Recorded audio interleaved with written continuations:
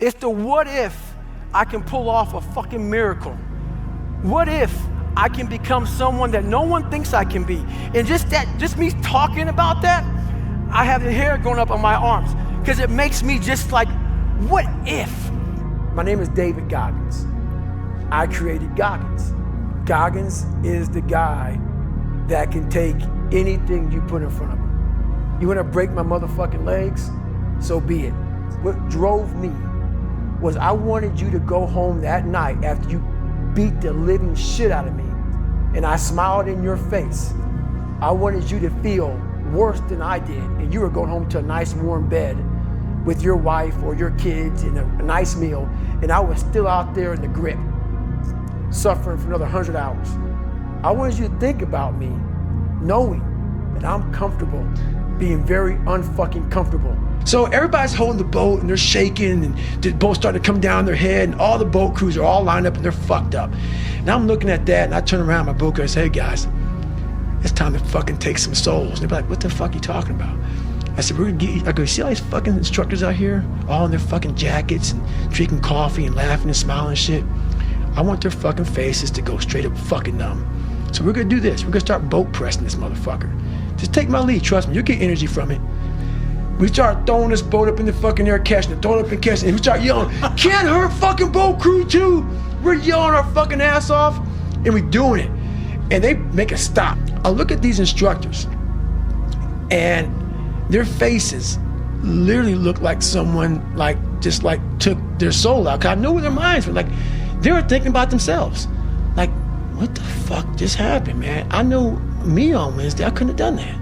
How are they doing it? So long story short, what I realized was no one was here to help me. And the feeling I had every morning, I started shaving my head when I was 16 years old. And the feeling I had every morning, I looked in the mirror, was horrible.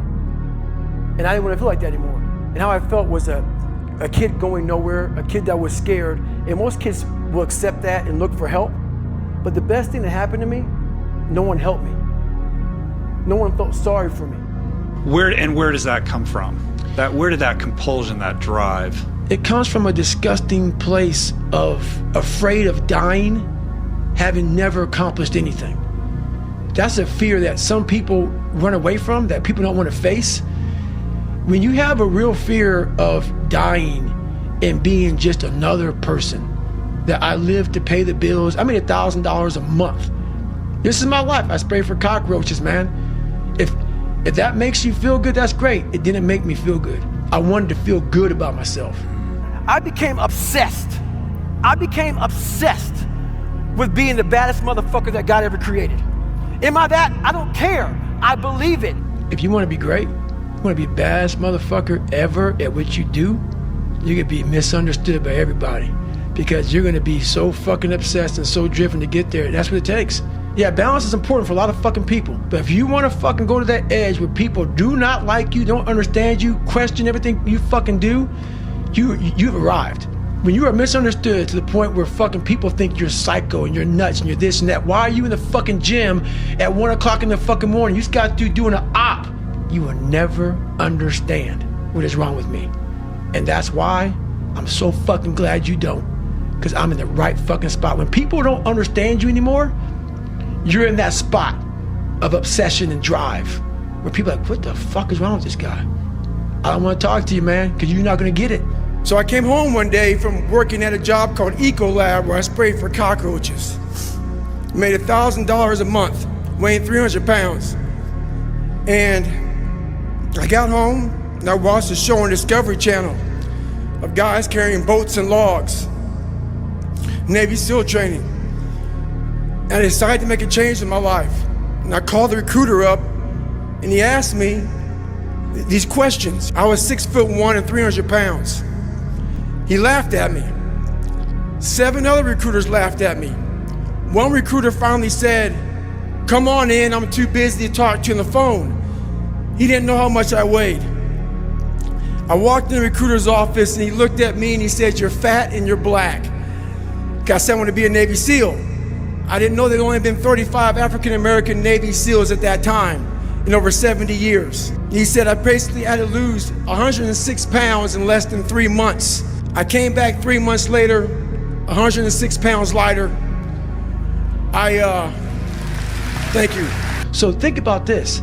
I put everything on David Goggins to be a Navy SEAL. I put my whole life, a guy that was scared of the fucking water, a guy that could fucking taught himself how to read and write, on being one of the hardest motherfuckers on the planet. Think about that shit.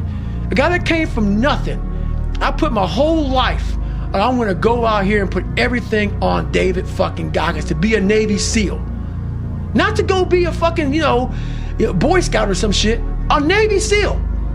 And I look at that, and I did all this shit just to get the opportunity to succeed. That's what people don't fucking understand, man. Right now, for you to find greatness in yourself, you're not gonna find it by looking in a book or by even hearing me.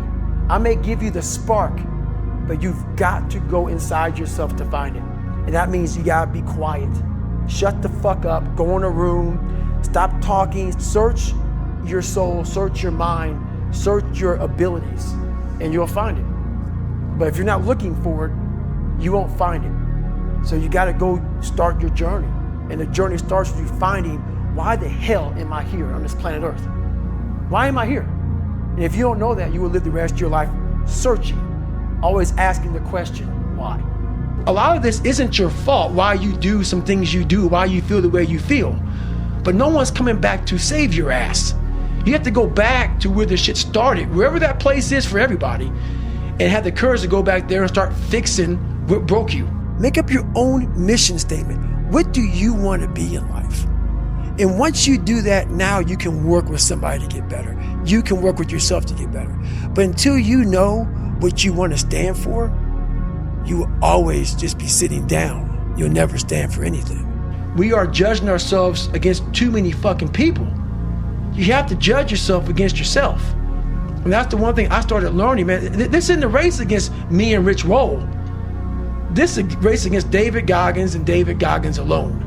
And once you can silence all that bullshit, all the outside interference and things that are attracting your mind to everything, you can then start to grow in realizing, I'm stressed out for no reason. This is my own little race.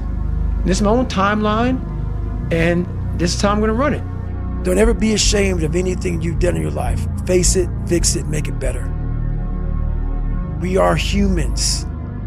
But then again, if you always think that we're humans, you will always just be a human and always make the same fucking mistakes. I don't follow people who talk about what they used to do in life. I don't give a fuck what you used to do. I don't care that, you used to be the best mother. I don't care. What are you doing today?